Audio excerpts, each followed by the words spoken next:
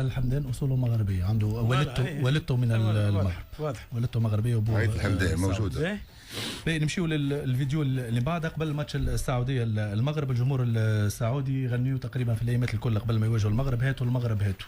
البارح جمهور المغربي بعد الانتصار هما غنيوا زوز اغنيات، اخترنا احنا هلا يا رماني ليش الحلوه زعلاني، هذه يغنيوا فيها المغاربه البارح للسعوديين. يلا يا عيال اسمعوا هلا يا رمان تبعوا بعضنا. والحلوة زعلانة والحلوة زعلانة مين راضيها أنا أراضيها الحلوة زعلانة فيديو أنا أراضيها هلا يا رمان.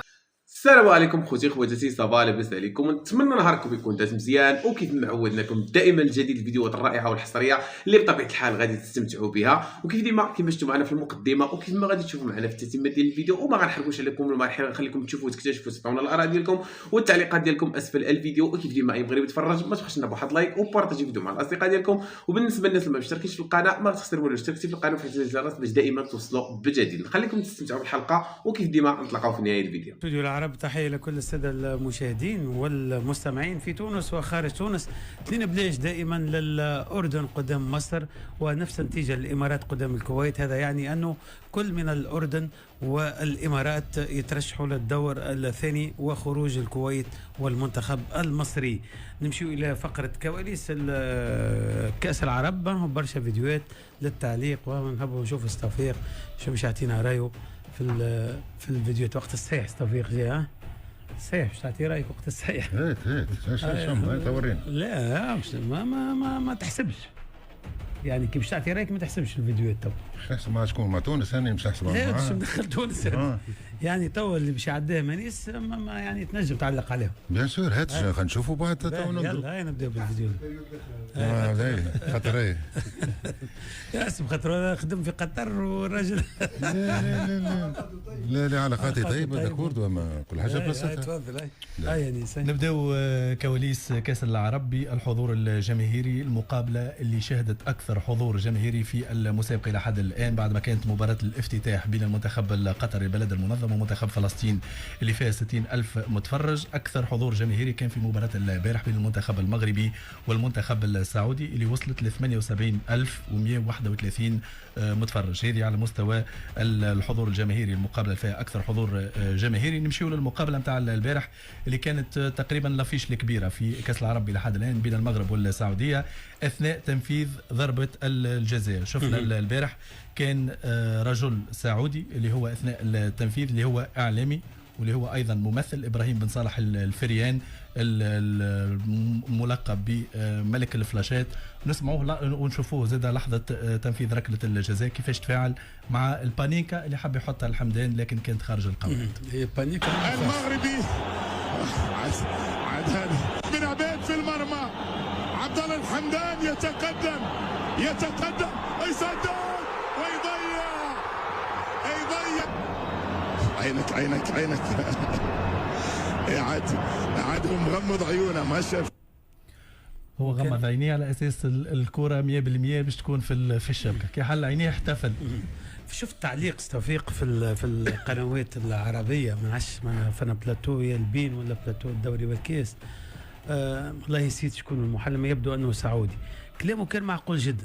قال التنفيذ هذايا لازم يكون لي لاعب متمرس، لاعب عنده خبره كبيره، لاعب عنده سنوات هو يلعب مع المنتخب وسنوات وهو مسجل وعنده خبره كبيره. ما تجيش من لاعب حسب رايه هو لاعب مبتدئ او لاعب معني مازال كي بدا في المنتخب. لانه البارح حمدان هذول اللي سجل ما فهمناهاش نيه البانيكا منها وخاصه.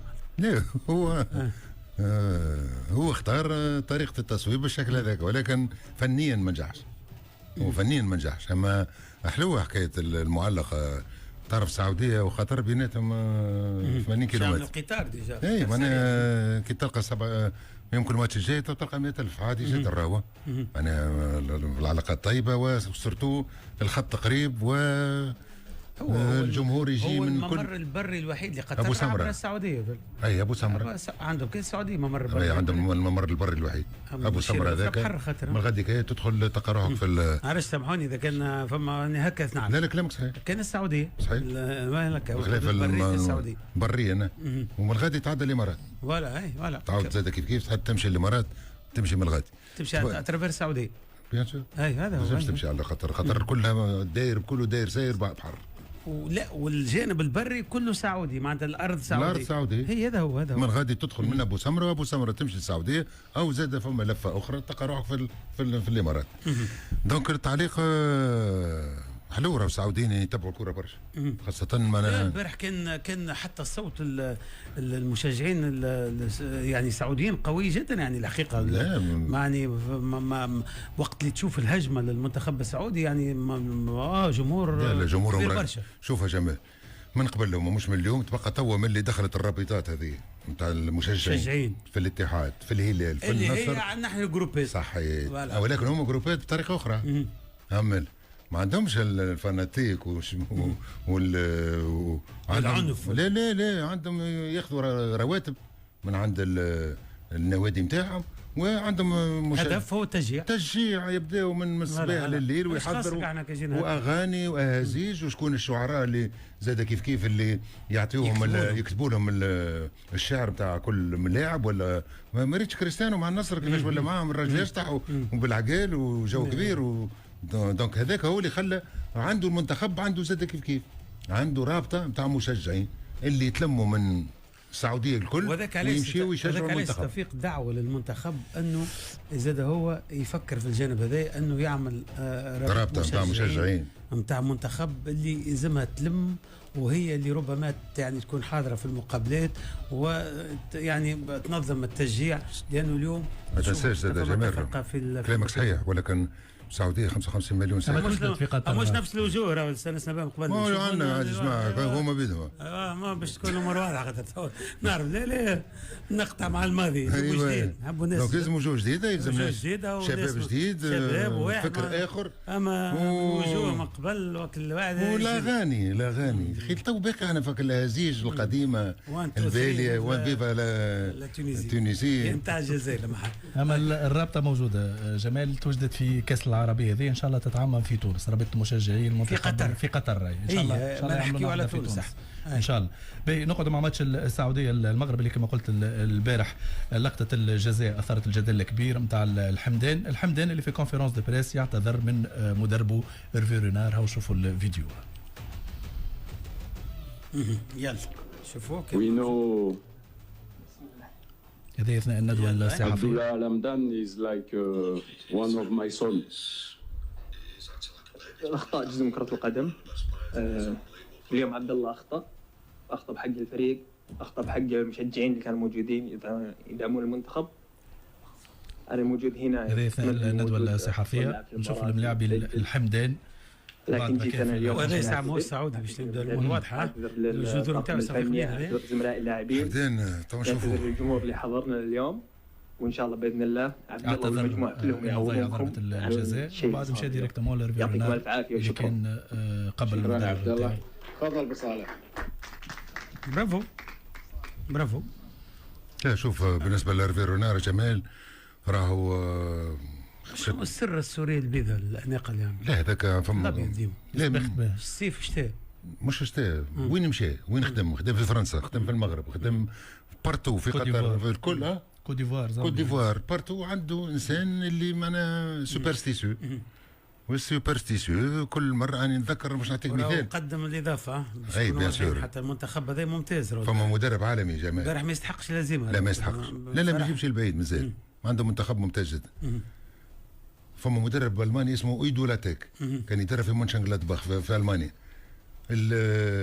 الالمان والاحباء نتاع مونشنغلادباخ يبداو يستناو فيه وقتاش ينهزم لانه كل هزيمه شفت التونيو اللي كان لابسه هذاك يوم المباراه يحطوا في ساك ويحطوا قدام باب الدار المتعدي هز تبقى قاعدوا يستناو فيه وقتاش يخسر وهو يربح والجماعه تستنى وهو قعد بك اللبس هذاك يمكن 13 جوله وما خسر ولا مباراه. دونك هيرفي رونار بكسوريا البيضاء راهو مش تلقاه في كاس العالم نفس سوريا، سواء 70 سخانه ولا موان 5 دوغري. واضح. بالنسبه للحمدان اصوله مغربيه، عنده والدته من المغرب. واضح. والدته مغربيه وابوه عيد الحمدان موجوده. نمشيو للفيديو اللي بعد قبل ماتش السعوديه المغرب. الجمهور السعودي يغنيوا تقريبا في الايامات الكل قبل ما يواجهوا المغرب، هاتوا المغرب هاتوا. البارح جمهور المغربي بعد الانتصار هما غنوا زوز اغنيات، اخترنا احنا هلا يا رماني ليش الحلوه زعلاني، هذه يغنيوا فيها المغاربه البارح للسعوديين. يلا سيدي يا عيال اسمعوا هلا يا رمانة تبعوا بعضنا. والحلوة زعلانة والحلوة زعلانة مين راضيها أنا أراضيها. الحلوة زعلانة فيديو أنا أراضيها. هلا يا رمانة الحلوة زعلانة.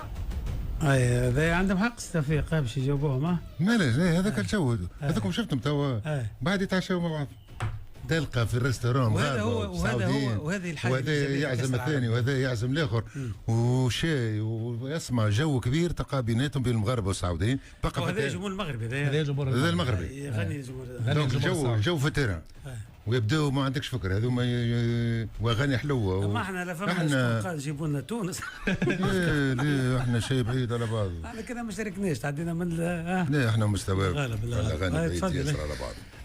دونك فما اغنيه اخرى زاد اللي هي تغنى بها الجمهور السعودي وقت اللي ربحوا المنتخب الارجنتيني. دونك احتراما ما حبيناش نعديوها خاطر الكلمات تمس، لكن غناوها ودارت برشا حتى في مواقع التواصل الاجتماعي، حتى في قطر يشوفوها الكلمه عاديه. تونس نصيبها من المشاركه 750 ألف دولار، دونك 2 مليارات تقريبا و100. هذا كانش مشينا احنا ما عليش. هذه الحصيله. ونختموا بجمال مبارك المحلل الكويتي في ليميسيون المجلس في قناه الدوري والكاس القطريه، ليتهم المغرب بتزوير اعمار الملاعبيه اللي فازوا بكاس العالم اقل من 20 سنه وخلقت جدل كبير في البلاتو. نتبعوها. اقل من 20 سنه من المنتخب الاول. انت يمكن تزور، انت يمكن تزور، انا مزور اقل من 20 سنه يمكن مزور. ايش دراني يمكن مزور، يمكن مزور في كاس العالم. تزوير لا تشجع الشباب. الفريق الاول الصغار تزوير انا حطيت. هذا اتهام خطير، هذا تتابع عليه في المحاكم الرياضيه. ما يخالف اقسم بالله تتابع. انت تتهم الجامعه الملكيه المغربيه بالتصوير بالاعمار. اسحب كلامك بالمجلس يا هذا.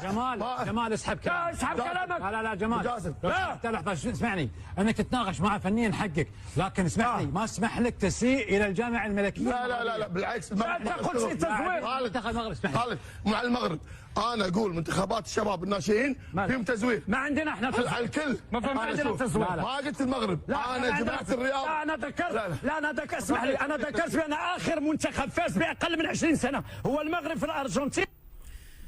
هو البرنامج هذا اثار جدل. لا هذا سوق هذا يحكوا عليه حتى في اسبانيا، راهو في البرنامج الشهير الرياضي في اسبانيا حكاوا وقالوا الفكره مستوحاة من برنامج رياضي خاص قناة ريال مدريد، لكن الإجابة جاتهم من بعض الرواد والمتابعين يعني واعتوهم التواريخ أنه المجلس هذا ظهر البرنامج قبل ما يظهر البرنامج اللي موجود في مدريد في احدى القنوات تبع ريال مدريد. البرنامج هذا من 2000 لكن راهو 13 ساعه يعديوها.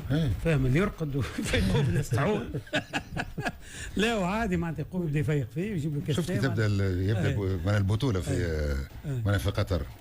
معناها يبداو ماضي 3 نتاع العشيه. خالد جاسم يبدا من غادي كام ماضي ساعتين، يروح نص الليل ماضي ساعتين عادي جدا. الفطور غادي والعشاء غادي والتاي والغله واللي تشوف فيه هذاك الكل داخل خارج، وهذيك الكل خيمه راهي خيمه معموله لبرا من استوديو وعاملينها خصيصا للمجلس والضيوف. هاك تشوف فيهم ناس تدخل ناس تخرج، الاخر يمشي يوصل صغار ويعاود يمشي غادي خليك يزيد 10 كيلو بالمرتاح. كان حبيت هذاك الشيء اللي شفته. فما كان احكي لك في الليل شنو اللي يجيبوا لنا شيء مشيت. ايوه بعد اعطينا الاسرار توفيق. هاي نختم نذكروا بالنتائج بسرعه وبالبرنامج بعد قليل. نذكروا بالبرنامج الكامل. دونك 3 بلاش مازال ساعه التقدم المنتخب سنين بلاش للاردن قدام مصر في 69 دقيقه لعب. 3-1 للامارات ضد الكويت، اضافت الهدف الثالث في 70 دقيقه لعب. 6 الجزائر العراق مباراه القمه رغم الزوز متاهلين، عنوان الصداره الماتش هذا نذكر، والبحرين السودان انطلاقا من 6 متاع العشيه. واحنا بارتير من 9 نتفرجوا في عندنا مباراه اخرى، عندنا ماتش اخر، عندنا صال بايرن قبل اي وبعد عندنا البرسا، لانه البرسا تفرج البرسا اكيد يا اخي مع القمه الانتر ليفربول مع الظروف السيئه للريال دونك توا لا الريال على برشلونه الريال وهاكا جانا اليوم بالشابو بتاع برشلونه وقت تبدا شوف وقت اللي يسمع امور الريال سافا ما يجيبوش. اسمعني ما تبداش تلصق لي في التوام. لا يقلب الفيستا فاسيلمون. اسمعني يعني نحب وقت اللي تبدا البرسا تلعب نشيخ عليه، نبدا شيخ عامل بونكي غدوه البرسا ما عادش هكا وهكا تلقاني نشجع البايرن نشجع توا هاك شوف. اما الريال مشجع الريال تو في الظرف هذايا اللاعب اللي قاعد نشوف فيه ايش عندك ما تشجعها. فوالا خوتي خواتاتي وصلنا لنهايه الفيديو. نتمنى ان الفيديو كنا الاعجاب ديالكم يكون حسن الظن ديالكم. الى عجبكم الفيديو ما تنسوش بواحد لايك، بارطاج الفيديو مع الاصدقاء ديالكم باش يوصل جميع المغاربه في جميع انحاء العالم. خوتي خواتاتي خليت لكم الراحه، نتلاقاو في فيديو جديد. تهلاو.